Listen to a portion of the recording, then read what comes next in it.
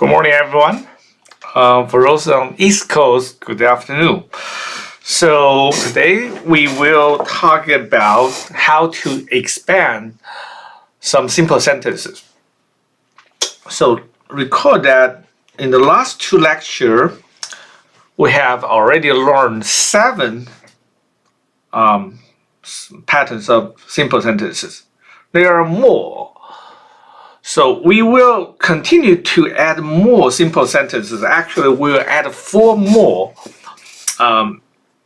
But before doing that, we want to take a pause to think about how we can expand our simple sentences to make them more interesting. The other 4 patterns that we'll add all are extensions of pattern number 5. Okay? So recall that pattern number 5 is the most important simple sentence patterns in English. It's commonly called the SVO pattern, subject, verb, and object. So this is, in terms of just a kind of frequency, this is the most frequently used simple sentence pattern in English. In contrast, pattern number 3 here is a subject, then a be verb, then an adverb, usually either of time or place. This pattern is very rare. And the adverb here, which is usually only about time or place, is called an obligatory adverb. We will see this a term in another case later, obligatory adverb, meaning that in this pattern, the adverb is not optional. This is in contrast with pattern number 4, where we can add adverb to modify the verb, as we will see later today, how to add the adverb to modify a verb. In pattern number 3, the adverb is not optional, it's mandatory. So that's why it's called obligatory adverb. So those 7 patterns are the most basic one. All the other 4 patterns that we will add later kind of just they are all built upon pattern number 5. Okay, so it's very important to recognize that those 7 patterns are the bare minimal for the English sentences. And how to expand them? Well, before doing that, we want to re-emphasize the concept of parts of speech. This cannot be emphasized enough, because when studying grammar, if you do not have a very thorough understanding of the fundamental building blocks, then many concepts introduced later will be kind of just random, and you don't see any logical cohesion. So once you know where we are coming from and what kind of just a foundation we have, that will be very helpful for you to understand why certain grammar rules work in the way they work. Okay, so we have 8 parts of speech, and the top row here in red, noun, verb, adjective, adverb, they deliver substantive information. On the other hand, the bottom row here, pronoun, conjunction, preposition, and interjection, they do not really deliver much substantive information. Their functions are more like a glue to connect other words, especially the top, the 4 substantive information words. And for adjective, adverb, and the noun, we have clause equivalents. So the clause is a can be classified into those three categories: noun clauses, adjective clauses, and adverb clauses. For verb, however, we cannot have any clause because every clause needs a verb in the first place. Otherwise, you would have some kind of just a logic, just circular definition in terms of what a verb is. But a verb can have different types of verbals, like a gerund, participle, and infinitive. We'll talk about all that later. But it's very important to understand that the role of parts of speech play in English. So today we're gonna try to make the simple sentences more interesting. Otherwise, if every sentence is just written in such a bare minimum way, then all those sentences will be very dry and very boring. And your writing will become really just kind of just dry. Even for simple sentences, we can make them more interesting. But how? Well, just let's take a closer look of how the those 7 simple sentence patterns just made up. We only have noun, verb, and adjective and adverb in those patterns as illustrated here. And for noun, it can be either the subject, which is required for every sentence in every pattern here, or could be object. A noun could be the direct object of transitive verb. So noun is very important in terms of just some grammatical function here. And the verb, of course, verb we know is the most important part of speech in English. Therefore, verb is in every sentence of paramount importance. But how about adjective and adverb? Well, the adjective here in pattern number 1 and number 6, I'm sorry. So those two cases are actually rare. Okay? Because that's not how adjectives are actually used. And we will discuss why and where they would be more just commonly used. Oh, by the way, noun could be also with subjective complement in pattern number 2 and the number 7. But again, just like in pattern number 1 and number 6, such uses are relatively infrequent. So how do we expand those sentences or sentence patterns? Well, we will add something called modifier. And typically, modifiers in their simplest case, we just mean adjectives or adverbs. Of course, they will have their equivalents. For example, you can have adjective clauses or adverb clauses. Then we will have complex sentences, not just those simple sentences. But in terms of simple sentences, how do we add modifiers? Well, we will just use adjectives or adverbs to expand our sentences. And we will also introduce a third kind that's called prepositional phrases. And to understand that extremely important concept, prepositional phrases, we will have to first study preposition.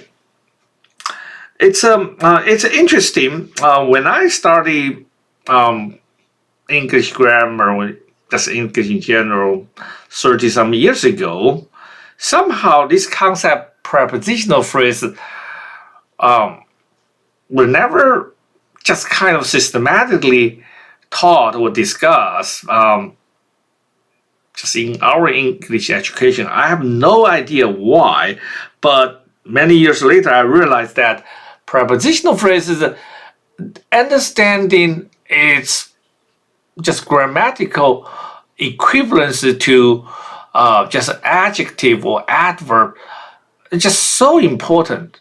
We put this difficult or sometimes really complicated structure, a prepositional phrase, into two parts of speech.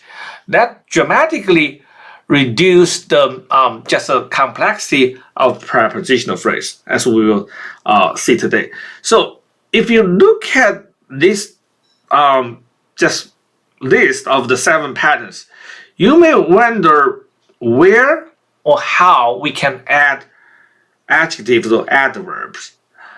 And that is what we are going to discuss today.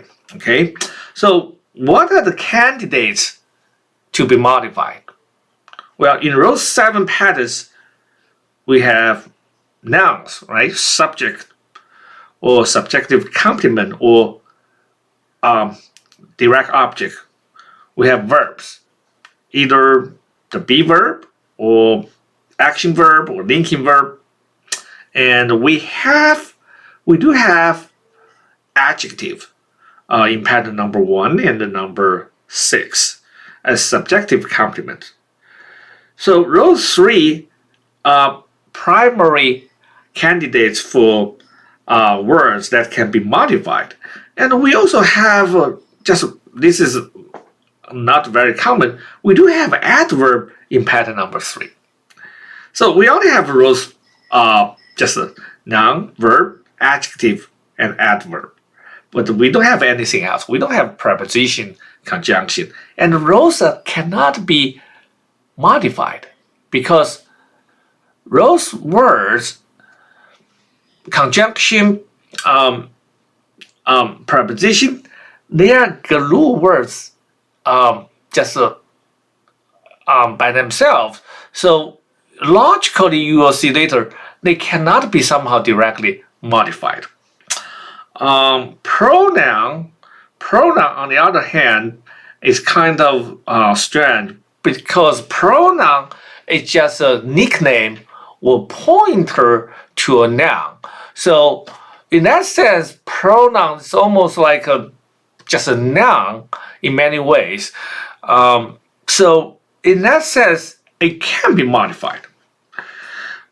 So with that, let's talk about adjectives.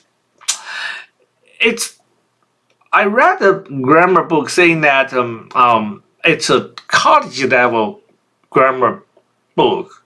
The professor who wrote the book moaned that in today's college, many students do not even know how to properly identify different parts of speech. Let's just say give you a quite complicated sentence. If you are asked to properly identify which words are nouns, verbs, adjectives, adverbs, many students actually struggled. Well, I think that's both surprising and in some way not that surprising. Surprising because indeed everybody should know those before college for sure. And it's not surprising for 2 reasons. First, public schools do not teach grammar anymore, and most of them. I don't know how many private schools are still just teaching grammar as they used to. By used to, I mean 60 years ago.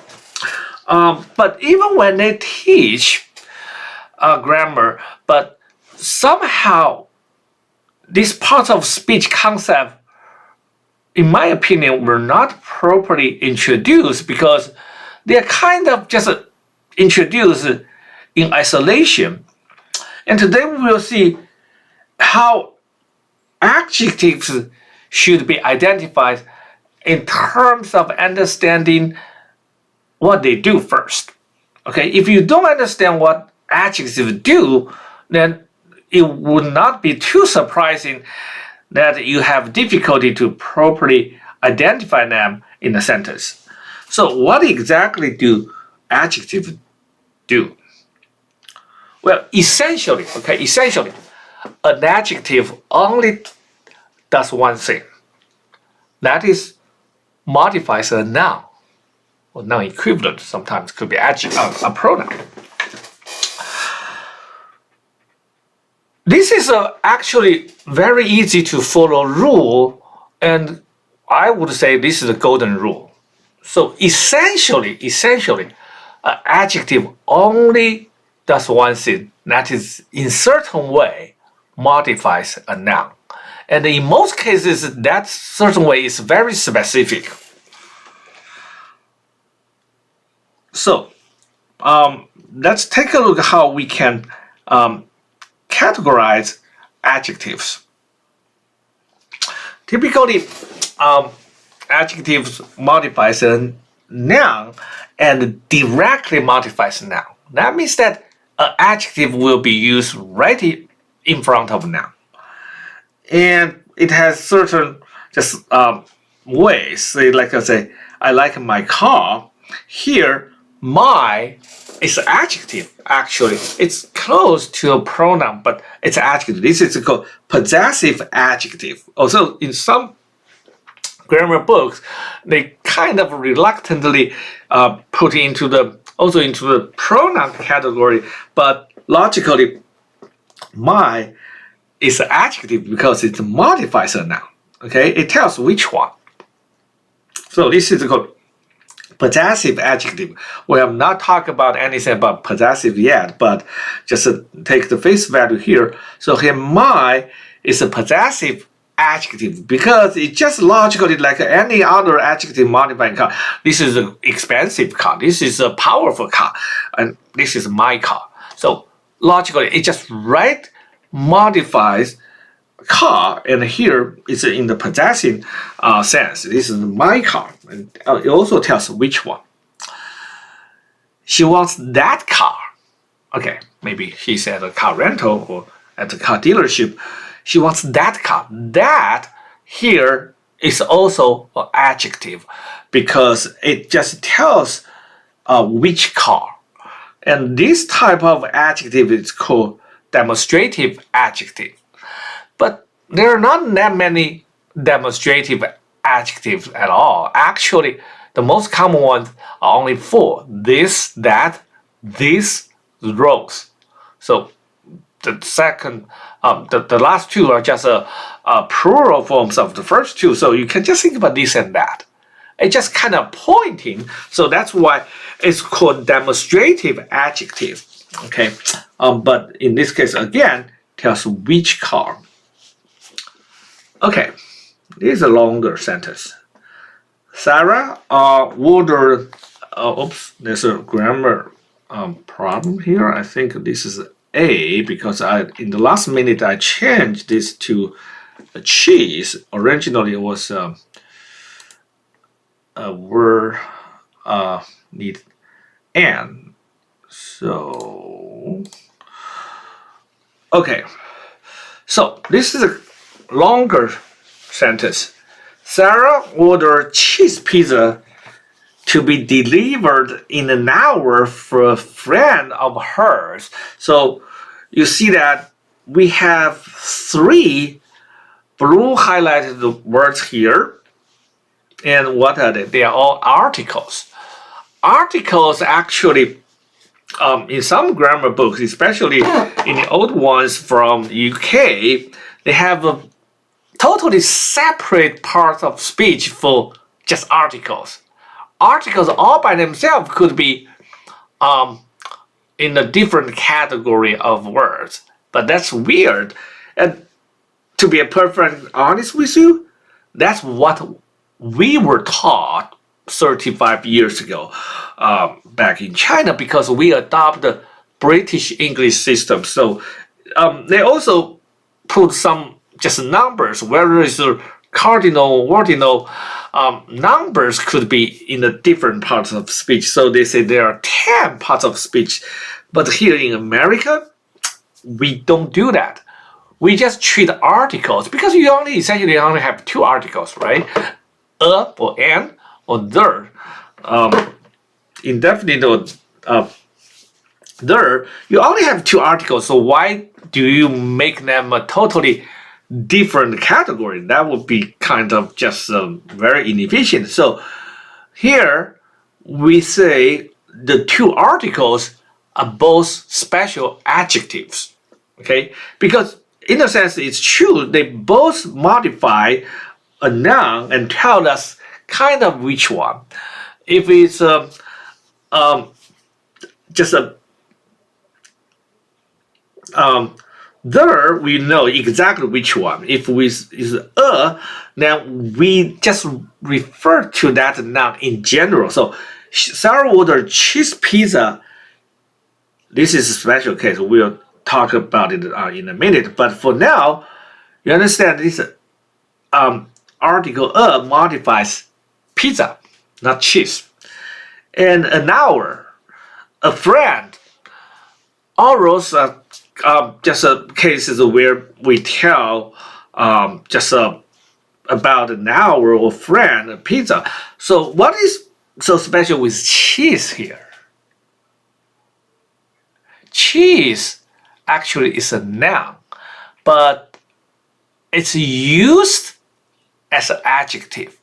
Okay, this is a very common, but a special exception to how we study parts of speech. So occasionally, and this is perhaps one of the most common one part of speech can be used as another part of speech. And we will see later how a noun can also be used as an adverb.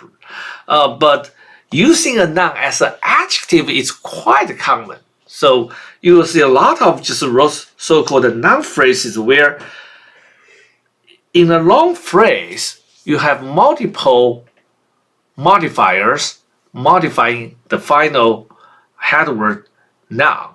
But all those modifiers are logically just like adjective. Well, you have multiple adjectives stacked together to modify a noun, but occasionally you will see you will use a noun as an adjective. So this is a really an exception, but quite a common exception.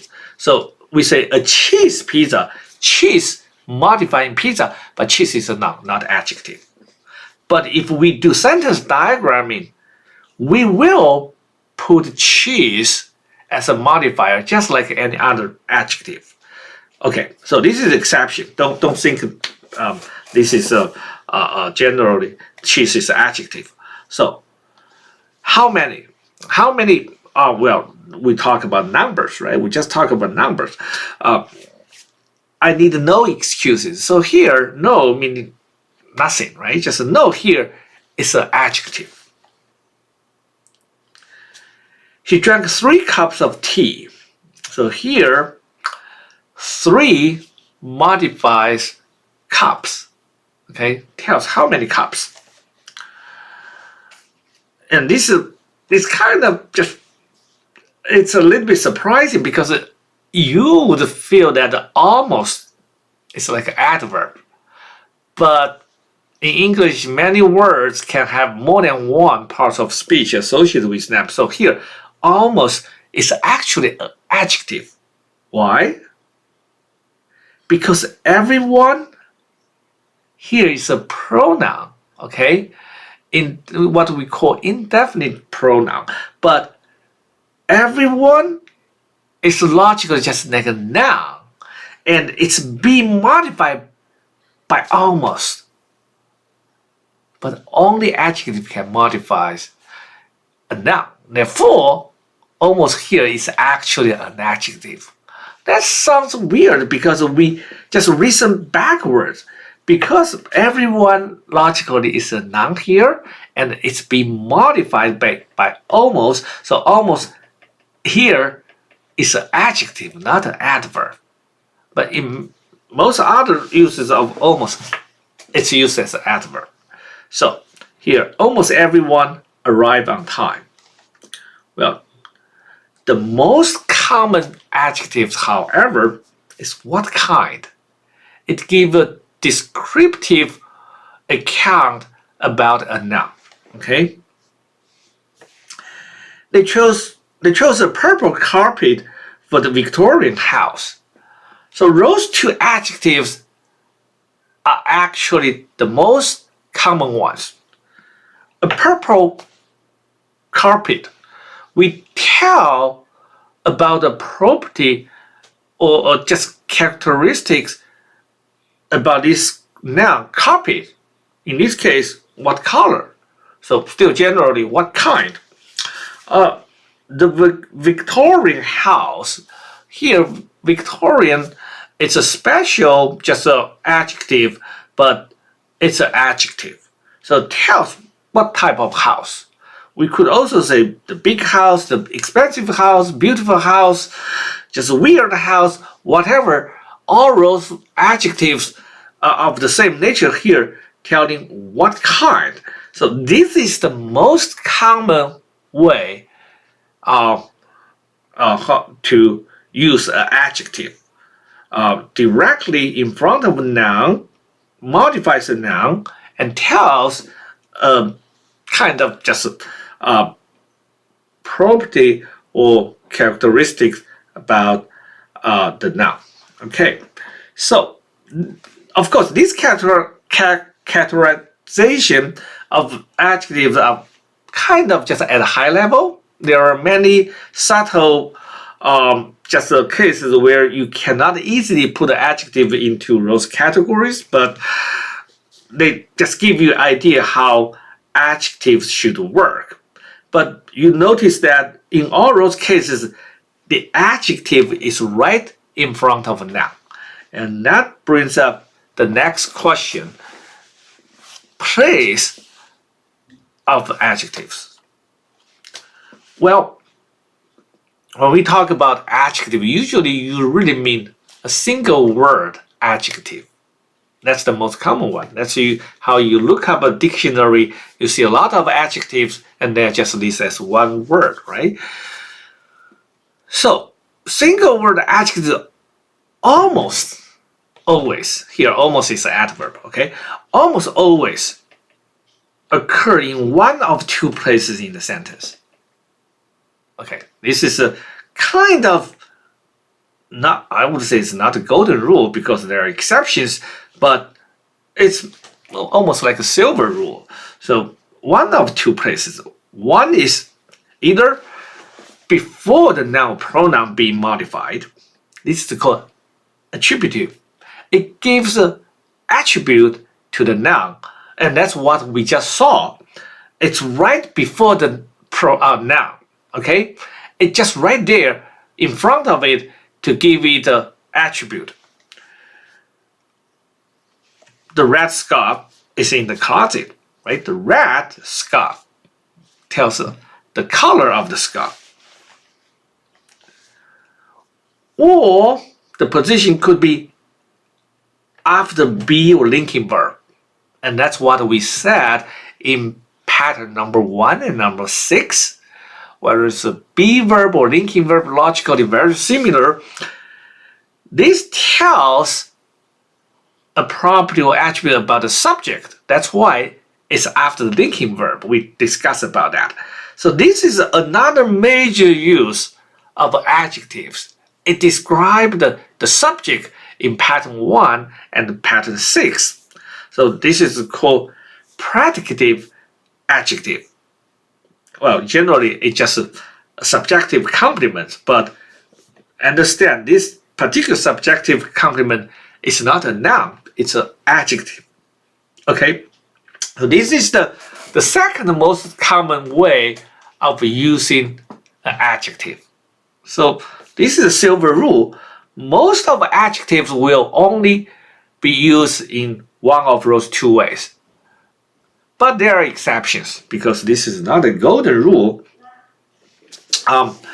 So in this case, we say the scarf is red. Just this is pattern number 1, right? Okay. His face turned red. what pattern is this? Turn red. This cannot be pattern number 4 or number 5, because turn here, if you just say his face turn, it's incomplete. And the red clearly is not a noun, it's not the object of turn. So this is actually pattern number 6, where turn is a linking verb. Why? Because it tells red is about the face. We can slightly change the meaning, but substantially keep the same meaning. His face is red, right? His face turned red. His face is red. Not exactly the same, but very close. So we know this turn is a linking verb, actually. So his face turned red. Okay, she became impatient. Impatient here, it just describes she, just kind of tells her status. We can say she is impatient. That's just always true. But she became impatient. It's just at this moment, she is impatient. Okay, so other than those two kind of normal places, we do have a few exceptions about the position or places of the adjective appearing in the sentence. So those are relatively rare, but it's not totally uncommon. So the resources available are too expensive. Here you can see that available is actually used after the noun, but it still modifies resources. So this is kind of rare, but you will see this structure from time to time, kind of just linked with certain special adjectives. But if you have some compound adjectives, meaning that more than one word, it's very common to see this kind of structure. So the resources available are too expensive. Just you need to be very keen about this structure. This is this is an adjective modifying the noun before it, not after it. Okay, it could, in other words, like a possible, also can be used this way. Okay, this is one major exception. The adjective is not before the noun, but after the noun. Well, this is something we have not learned, but we will. Logically, it's kind of similar to pattern 1 and pattern 6. Their subjective complement. This is something we call objective complement. Okay, the searchers found him unconscious. Maybe this is the searchers rescue team trying to. This may be just lost, just a hiker. The searchers found him unconscious. Here, unconscious tells something about what? About him, and him is an object of found. So this is an objective complement, which we will study in pattern number 9. But for now, because pattern number 9 itself is quite uncommon, it's relatively rare in terms of basic sentence patterns. So we consider this is an exception, but logically it's kind of similar to pattern number 1 and number 6. She became impatient. The scarf is red. The adjective describing the subject. Here, unconscious describing him, which is an object. So this is called objective complement. Well, next sentence, the man, tall and thin, stood in the corner. So this is actually a reduced kind of just a adjective clause. Logically, this sentence would read, the man who is tall and thin stood in the corner. Okay, so this is an elliptical structure. Essentially, we reduce just a full-scaled clause, which would be an adjective clause, just reduce that to the bare minimum, tall and thin. But again, this is still modifying the man. It's just that it appears in a kind of just unusual way. This is exception. Okay, all those phrases contain something where anything good, everything yellow, nothing important, something weak. All those kind of just exceptions where the adjectives did not appear before the words that they modified. And in this special category kind of examples, all the words being modified are actually pronouns, indefinite pronouns. Somehow you will see there are things like this. But all those things are kind of exceptional, so you should not be just kind of persuaded that we have all kinds of possibilities. I would say 95% of cases you will see adjectives just appear before a noun. Okay? And even for number 2, the second case, the linking verb, be verb with a subjective complement, those sentences in terms of frequency, you don't write that sentence all the time. If you write a lot of those sentences in your prose, your writing will be very boring, because those patterns are not supposed to be used heavily. You are not supposed to directly say, he is smart, I'm strong, I'm smart, she's beautiful. You don't write that type of sentence too often. Occasionally you do, but the majority of your sentence should not be built that way. Okay, we will see why. Because be verb, or linking verb, they are very weak verb. When you choose a sentence structure, when you use an action verb, the action verbs are packed with a lot of information. Think about it. You have all kinds of very accurate action verbs to describe certain things. But if you use be verb a lot,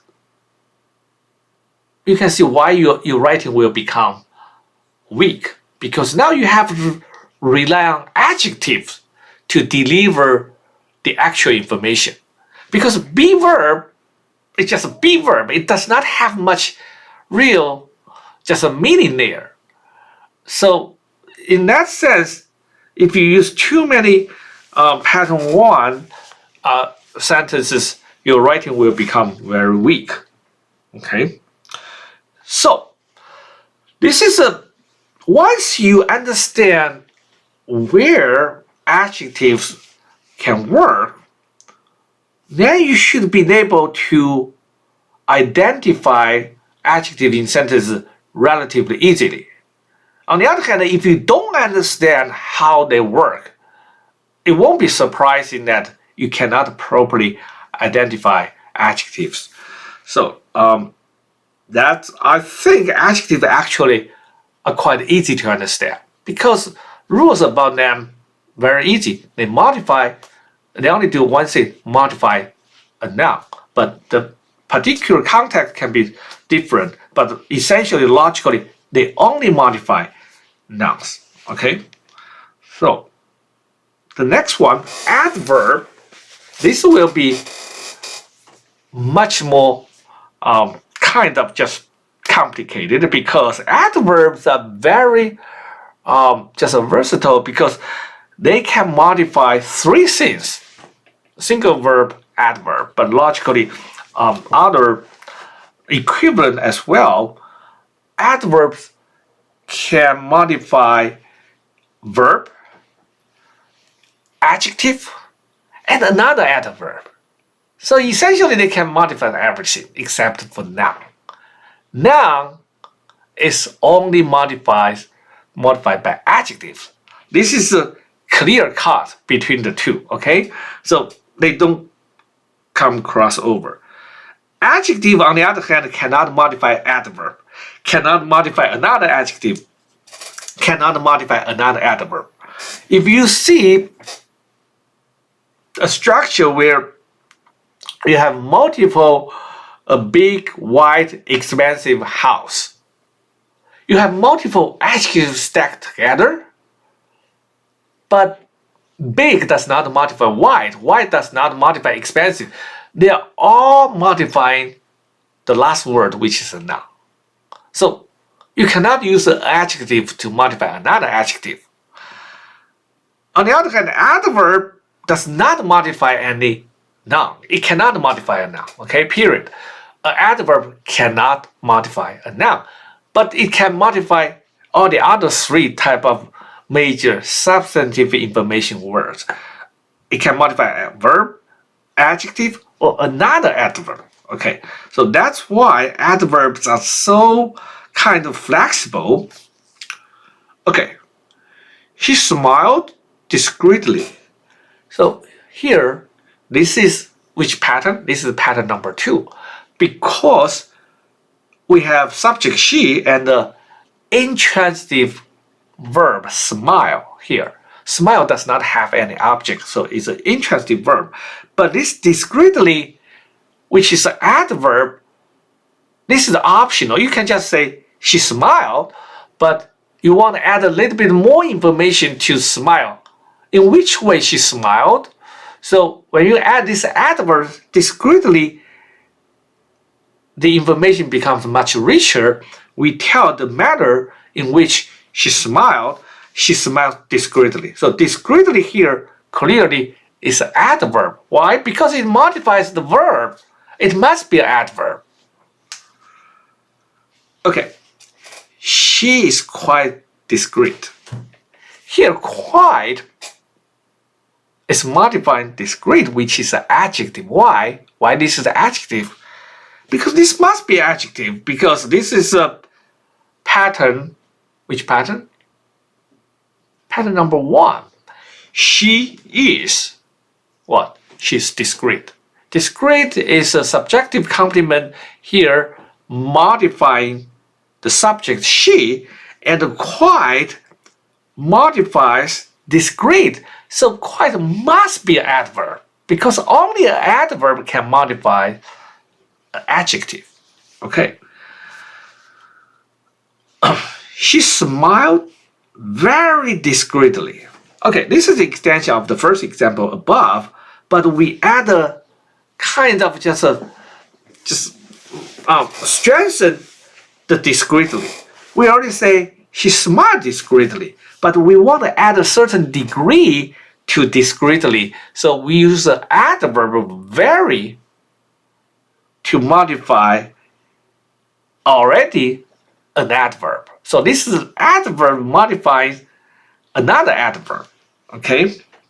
So as a writing matter, using words, if you read the elements of style, you will see that if you use words like a very, quite, those kind of intensifier, your writing will become weak. Because it's kind of a cliche to use those intensifiers. But regardless, grammatically very here is an adverb modifying another adverb. Okay? So we just look at a high level how adverb can work. But in terms of meanings, we can just like we categorize adjective, we can somehow categorize adverbs as well. And this is number 1. The most important thing about adverb. How? In what manner? On what conditions? They roughly talk about same situation where adverb gives you that how meaning. And this can be just both for modifying verbs, which is the most important, or modifying adjectives as well. She walked quickly. So this tells the manner she walked quickly. Okay? She's not walking. Okay. She's not happy. In both cases, not an adverb. In both versions, both not adverbs. But for the first one, what is walking? Well, we have not discussed this, but for now, you can tell walking here is part of the verb, because is walking is actually just a combined, we call that a phrase verb. Okay, a verb phrase, I'm sorry.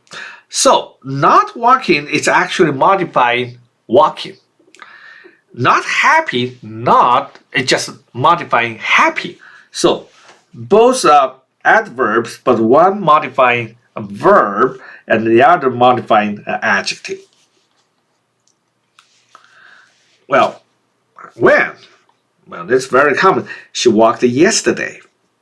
Here, yesterday is something really interesting. This here is an adverb, but we will see this can also be a noun working as an adverb. It's called adverbial objective, but that's a kind of special case we will discuss later. But for now, you can see that yesterday is an adverb, tells when she walked. Okay? It's clearly just an adverb. But this stems from the fact that yesterday usually is a noun, but in this case, it's an adverb. It's in the dictionary. If you open the dictionary, it is in this case listed as an adverb.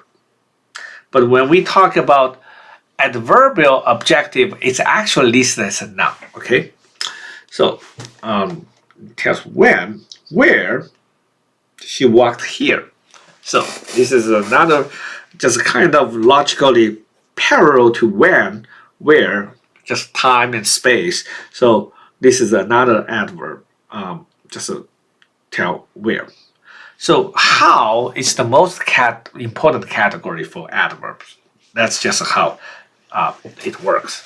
Now, we just talked about the positions of adjectives in the sentence. How about the positions of adverbs? Can that really help us to tell which word is an adverb in the sentence? Well, because this is so important, we also cover adverb equivalent. So we'll see what that means. But this is the most frustrating thing about adverb. Unlike adjectives, whose positions can be very predictable, the very important characteristic of an adverb is that its position is unpredictable. On the other hand, this is called movability, makes adverbs very just kind of powerful, because you can move adverb, the same adverb in the sentence around without significantly changing the meaning of the sentence.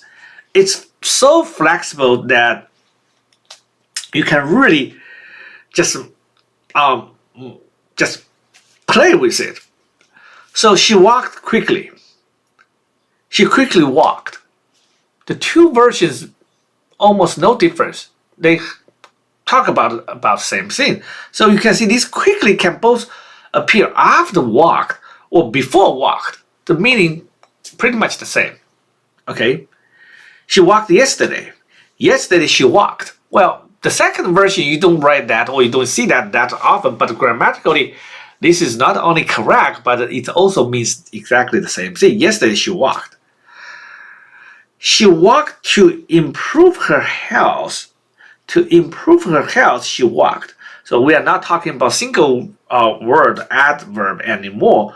We are talking about here an infinitive that serves or functions as an adverb. Okay, so we don't have to worry about is just illustration.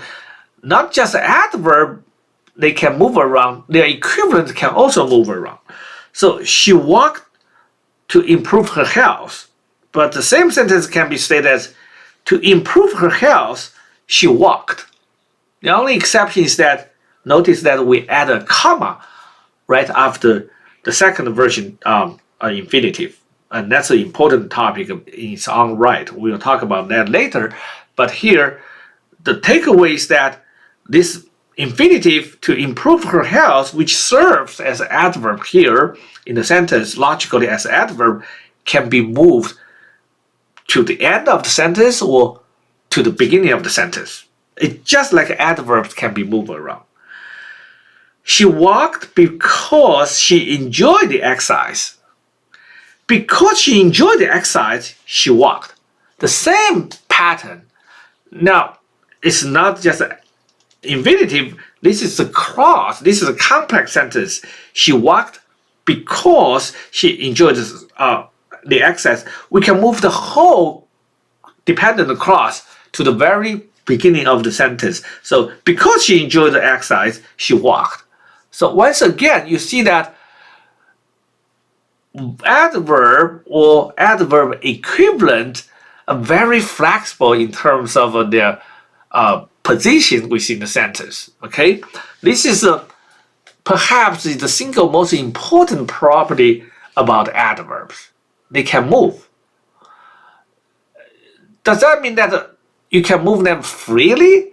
Not really, but in some cases they cannot move to a certain position, and even they move, the meaning could be slightly different. Usually it's the same. The difference is in terms of you achieve different rhetorical effect in your sentence, because now you shift the emphasis of your what you want to emphasize in your writing. You can do that by moving the adverbial components around. Okay, so this test, whether adverb can be moved, it's not infallible. It's not just absolute. For example, in this case, she walked here. We cannot say here she walked. She walked yesterday. We can say yesterday she walked, but we cannot say here she walked. Okay? This sentence is ungrammatical. But everybody knows the Beatles song, right? Here comes the song.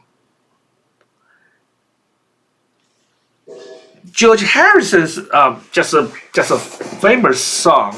Here comes the song. In that case, it's not just like this, because here comes the song. Song is subject, but it appears after the verb comes. That's just a kind of just inverse, but that's a different phenomenon. It's not the same thing as here. So here she walked is ungrammatical. Okay. Now we will talk about, as promised, we will talk about prepositional phrases, but this is a very important one.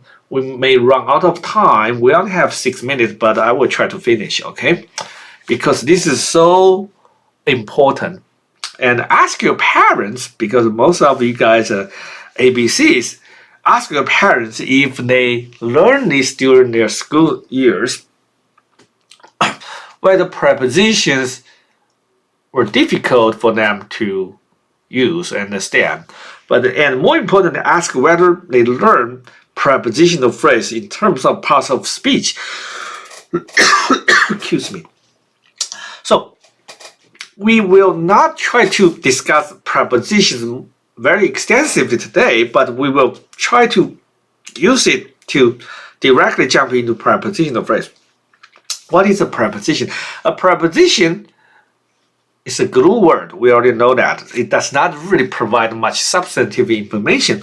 It's a word that relates a noun or pronoun to the rest of the sentence.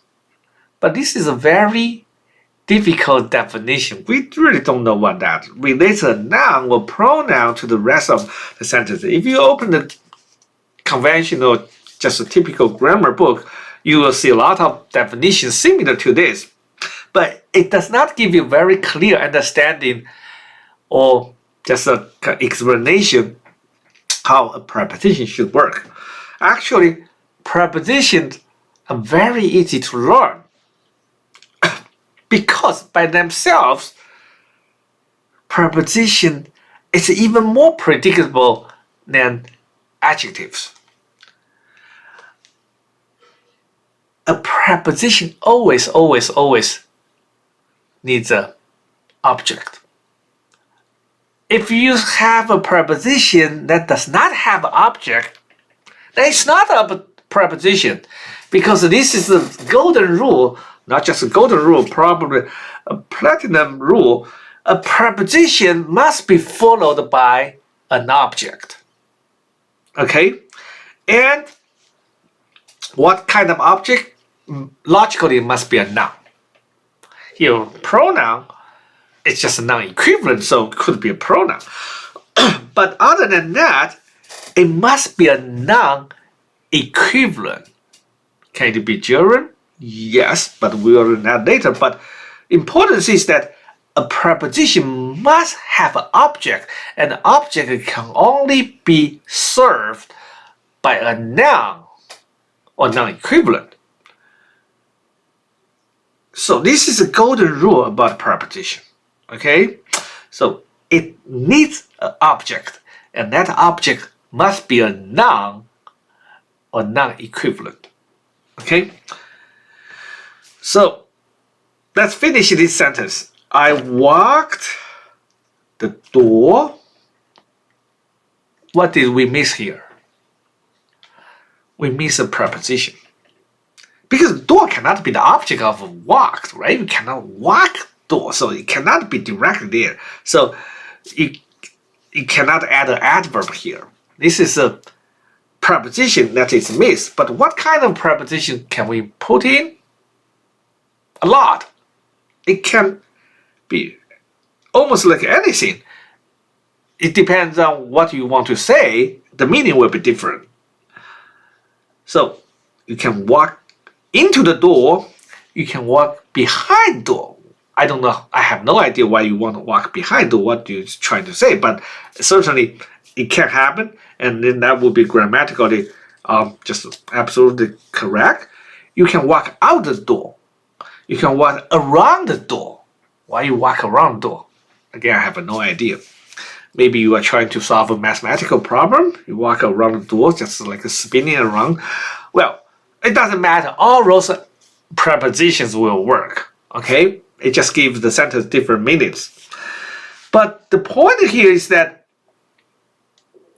all those prepositions have door, which is a noun, as its object. The intervening article, definite article verb, it just modifies door. With our limited study of sentence diagram, you can see that that modified verb is less important. We can strip it down. So logically, door is the direct object of the preposition. Okay? If we want to categorize prepositions, just in terms of the total number of prepositions in English is not that many, but we still have a lot, okay? I don't know the exact number, sounds like just kind of have hundreds, okay?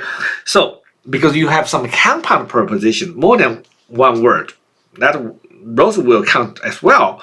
But in general, preposition primarily express concept of time, location, and kind of condition, okay?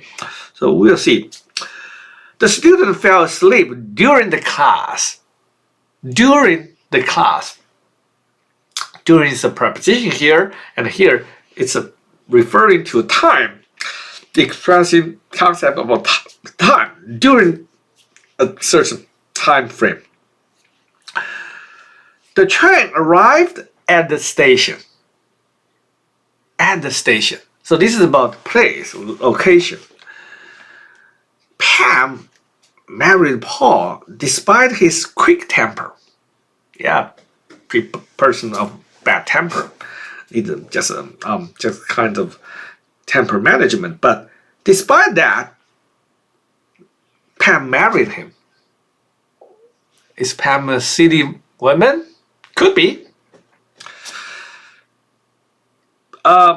Despite his quick temper, so this tells a certain condition. Despite this temper, okay. So now understanding what preposition can do. How do we identify prepositions? Well, like we said, you look at the golden rule, right? Preposition needs an object. But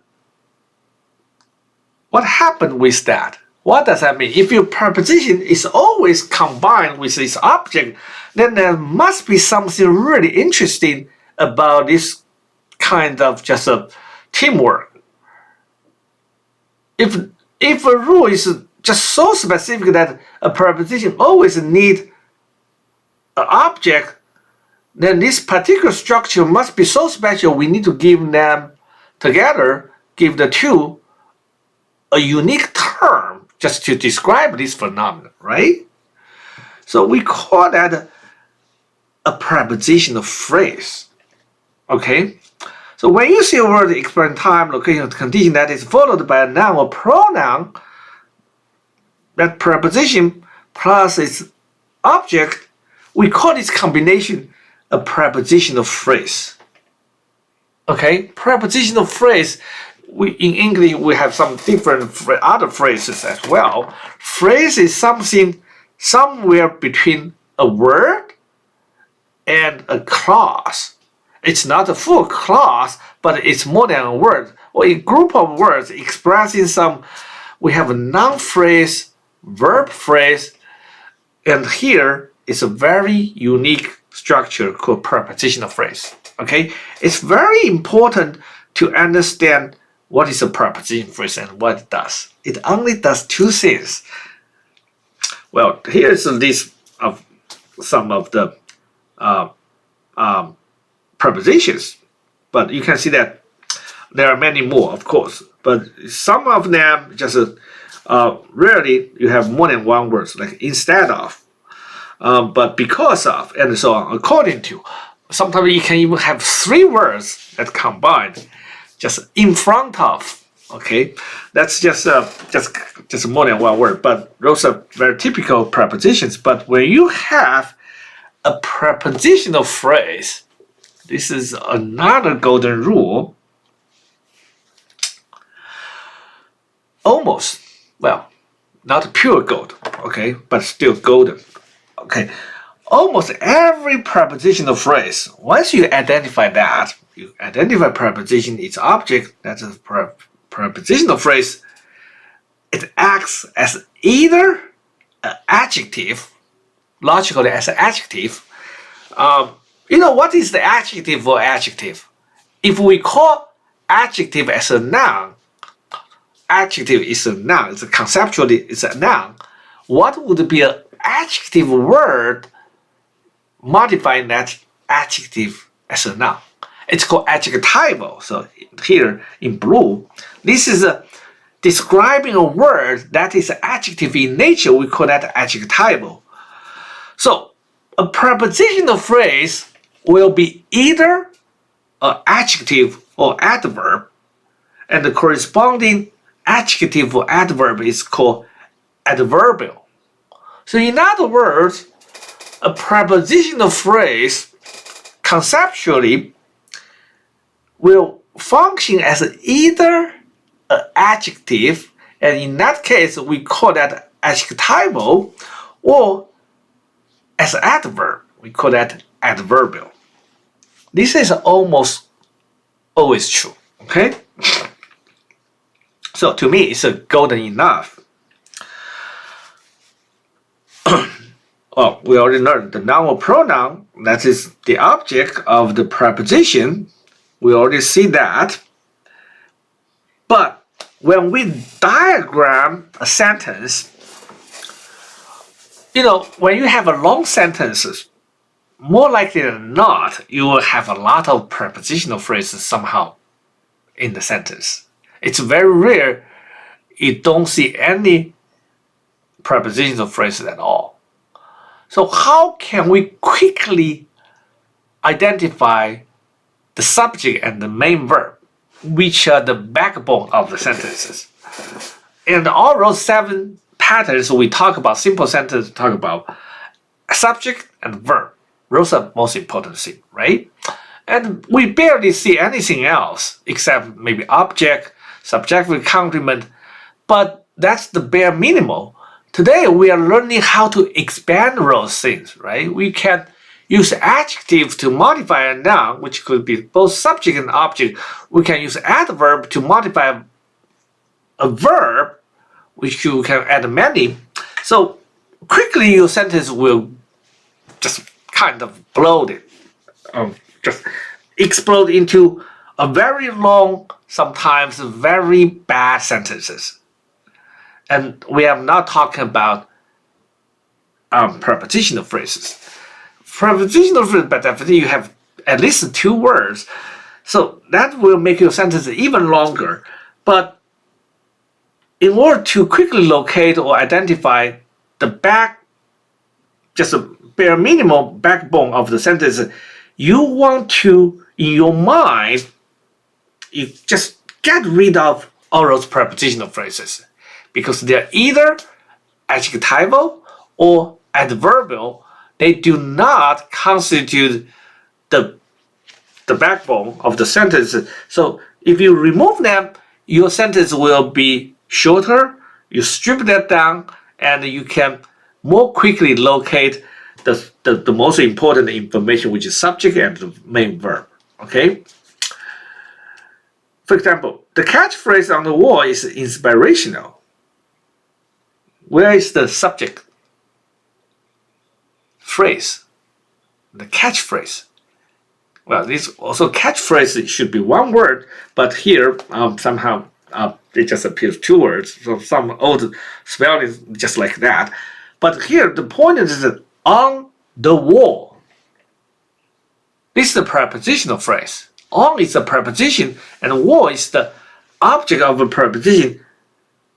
On the wall can be removed. So the catchphrase is inspirational. That's the much shorter and much easier to identify. This is a pattern number 1, is inspirational. And we will see on the wall, what does it do? It modifies catchphrase, right? Tells which catchphrase. It's not any catchphrase on the wall. And because phrase is a noun, this on the wall must be adjectival instead of adverbial. It modifies a noun, therefore it cannot be adverb. It must be adjective. Okay, so this is kind of a tip. So when you see a pattern like this, you have subject, then you have a prepositional phrase after subject, then you have a verb. So this prepositional phrase is almost always an adjective modifying the subject. That's the only way to make sense of it. So it's very important to get all those concepts clear so that when we analyze a sentence, we know what is grammatical, what is not grammatical. For example, you cannot use an adverb to modify a noun. That's ungrammatical. But it also helps us to understand or how to interpret certain words in the we already agreed grammatically correct sentence. Okay? So meaning that the good writings, we start with them. If you look at someone's bad sentence, which is grammatically incorrect in the first place, then you cannot do anything about it. The guy wrote bad sentence. Okay, but what is grammatical and what is ungrammatical? That's exactly why you learn grammar. You learn all those rules. You learn all those logic to make sure that they follow what we consider grammatical. That's the importance of learning grammar. Okay, so let's continue. When diagramming a sentence, for example, we hung the picture on the wall. We hung the picture on the wall. Here, like we said, on the wall is a preposition phrase, so you can temporarily remove it. Just look at we hung the picture. What is this sentence? This is pattern number 5, right? Hung is a transitive verb. It has an object which is picture. But on the wall, it's kind of very, very tricky here. We say this can be either an adjective or adverb. And right here is after picture, which is a noun. Does that mean it's on the wall modified picture? You take a pause to think about this. Well, how do we tell? This is exactly where you want to study grammar and study the most basic thing like a part of speech. What does on the wall do here? Is it about picture? After this action, we hung the picture on the wall. Then the picture is on the wall. But the sentence here is not a be verb. Say the picture is on the wall, something like that. The sentence is about the action. We hung the picture on the wall. That means what? Before you perform this action, the picture is not on the wall. It's on the wall only after you finish this very activity, hanging the picture, right? So on the wall is not an inherent, at least in this sentence, it's not an inherent property, it's not a status, it's not a state about the picture. It's a result of this action. So therefore, this on the wall cannot really be an adjective modifying the picture. So what exactly does on the wall modify? It must be an adverb modifying the hung, the action, the verb. And if you don't just you are not convinced or you're not certain, try this. Can we move this on the wall around? If we say on the wall we hung the picture, does that sentence make sense? Yes. Although probably it's far less common than the first version, but as a native speaker, you should be able to tell this is grammatically a correct sentence. On the wall we hung a picture. So that means that this is truly adverbial, not adjectival. It's not, despite the fact that it's right after picture, it's not modifying picture. It's remotely modifying the verb hung here. If you think about it, this makes a lot of sense, right? We hung the picture on the wall. It describes the way where we hung the picture. We hung the picture on the wall. On the wall is not a direct or inherent state about the picture. It's the result of the hanging. So, and this test or this kind of tip, on the wall we hung the picture only further confirms our analysis. Indeed, on the wall is just modifying the adverb, the verb. Okay, this becomes even more challenging. The boy drew the graffiti on the wall. Well, this is very similar to the first sentence, right? The boy drew the graffiti on the wall. We hung the picture on the wall. Okay.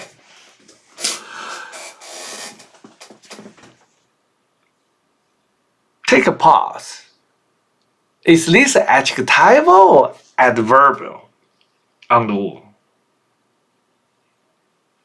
Actually, it can be interpreted in both ways. But the sentence will have different meanings if you take just different interpretations for on the wall. Okay? So let's read this. This is from another grammar book. I copied it here to make the point. This is very subtle. If you read those two paragraphs, you will see that in the first, without context, we cannot really tell.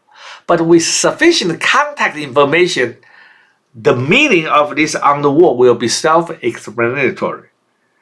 Really self-explanatory. Although we did not know who had drawn the graffiti on the sidewalk, we knew that the boys had drawn the graffiti on the wall. So here the prepositional phrase serves as an adjective to distinguish the graffiti on the sidewalk from the graffiti on the wall. So here, on the wall is an adjective modifying graffiti. It does not directly modify drawn. Because these contexts already say that the drawing was done a long time ago. Now we are just describing which version of the graffiti. So this is the version of graffiti on the wall, not on the sidewalk. In the next one, after considering the best location for their message, the boy decided to draw the graffiti on the wall. That's exactly as the first sentence we saw. We hung the picture on the wall. It tells you the boys decide where to draw the graffiti. Okay, so here, this is an adverb to specify where the drawing should be performed. So that means that when you have a prepositional phrase, it can be sometimes ambiguous, at least if you don't have a clear context, at least for certain way of your just writing. This can be a frustrating thing because this is a kind of just very advanced, difficult topic in writing. Is this a good thing or bad thing? Usually a bad thing, because you leave out some kind of two different ways for interpretation of what you write. Sometimes your context can help. If you say in those two examples, the context can help, or sometimes can even make this very obvious. There's no kind of confusion. But be careful, because if you did not just clearly provide that context, when you write something like this, it could be really ambiguous. And once that happens, your reader will either get confused or worse, can misunderstand what you mean.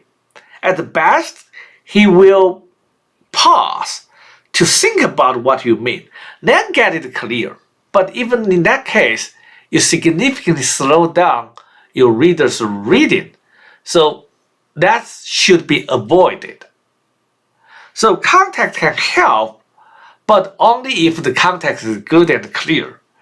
In many cases, when you write, you did not even realize this. You did not even provide the context. Then the reader will be totally lost. And that will be considered really poor writing. But can this happen? It happens all the time. This is called miscue. It's a kind of just negligence on the writer's part on grammar. If you don't understand all those subtle details, you can easily commit such a mistake. Okay? We significantly over time, but that's what it is. We'll pick it up next time. All right? I'll see you next week. Bye.